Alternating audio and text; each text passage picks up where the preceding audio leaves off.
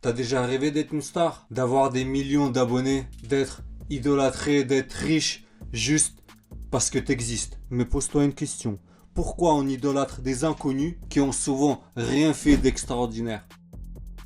D'une part, ils savent même pas que t'existes. De deux, ils s'en foutent de ta vie, mon gars. De trois, c'est pas comme si c'était des scientifiques, des pompiers, des médecins, des infirmières, des policiers qui sauvent ta sœur, ta mère, ta grand-mère, ok?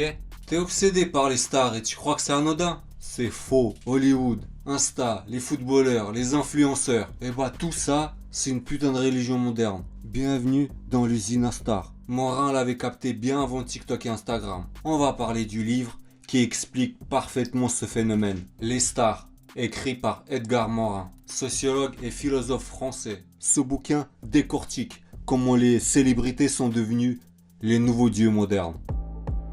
Imagine un gamin en train de scroller TikTok, il tombe sur une meuf qui danse, 3 millions d'abonnés, juste pour une danse. Sa valeur nette en tant qu'être humain est égale à 0. Elle ne sert strictement à rien pour la société. Et bah les petits ils voient ça et ils se disent putain c'est ça la vie de rêve. Ils regardent un acteur en interview qui raconte sa descente en enfer, son alcoolisme, sa rédemption. Ils trouvent ça fascinant, il est envoûté, ils pensent que ces gens sont spéciaux. Mais en vrai, ils sont juste des projections de ce qu'on fantasme. Edgar Morin l'a compris il y a des décennies. Imagine un acteur inconnu joue dans un film et boum, il devient une icône. Sa gueule est partout, tout le monde veut être avec lui. Mais quelques années plus tard, il tombe en dépression. Il se fait lyncher sur Twitter et finit en réhab. Michael Jackson, Marilyn Monroe, Elvis Presley, des dieux vivants transformés en martyrs modernes. C'est aussi ça la réalité des stars. Sur Insta, tu scrolles, Ronaldo en jet privé, Kim Kardashian avec une nouvelle tenue, Elon Musk qui balance une punchline sur Twitter. Pourquoi ça te fascine? Pourquoi ça te fascine? Pourquoi t'es happé par ces mecs que tu connais même pas en vrai? Morin a une réponse. Les stars, c'est la mythologie de notre époque. Les stars, ce ne sont plus seulement les gens connus. C'est nos nouveaux dieux. Comme les dieux antiques, elles représentent nos fantasmes. Beauté, réussite, décadence, rédemption. Elles sont à la fois inaccessibles et humaine. C'est ça qui nous obsède. Ce qu'on voit, c'est du cinéma, une mise en scène permanente. L'image d'une star est fabriquée par la télé, le cinéma et aujourd'hui par les réseaux sociaux. Ils construisent des personnages, des scandales créés de toutes pièces. L'inconscient collectif a besoin de ces héros modernes. Alors on les lui donne.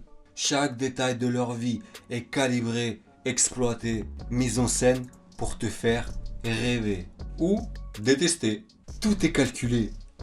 Tout est construit pour entretenir le culte. T'es frustré, ta vie est fade, regarde une star. Tu projettes tes désirs inaccessibles sur elle. Tu ressors des émotions par procuration. T'as pas une vie de film? Bah regarde celle de quelqu'un d'autre. Parce qu'elles vivent ceux qu'on ne vivra jamais. Leurs drames deviennent nos distractions. Quand un acteur pète les plombs ou une actrice divorce, on est là, fasciné. Leur vie est une télé-réalité à l'échelle planétaire. On les admire, mais on les déteste aussi. On les jalouse, on veut les voir chuter. Il y a un prix à payer. Être une star, c'est être prisonnier de son image. Les fans te portent nu, mais ils t'écrasent à la moindre faute. Beaucoup finissent brisés, broyés par ce système qui les a fait rois. Elles ont tout, mais elles ne s'appartiennent plus. Leur image leur échappe. Elles sont idolâtrées, mais aussi traquées et jugées. Et au moindre faux pas, elles sont jetées comme des merdes. Si aujourd'hui, une célébrité est une fin en soi, c'est parce que notre société ne valorise plus la réalité. L'image est plus forte que les actes. On ne veut pas être un héros. On veut être vu comme un héros. On a remplacé les figures religieuses et héroïques par les stars.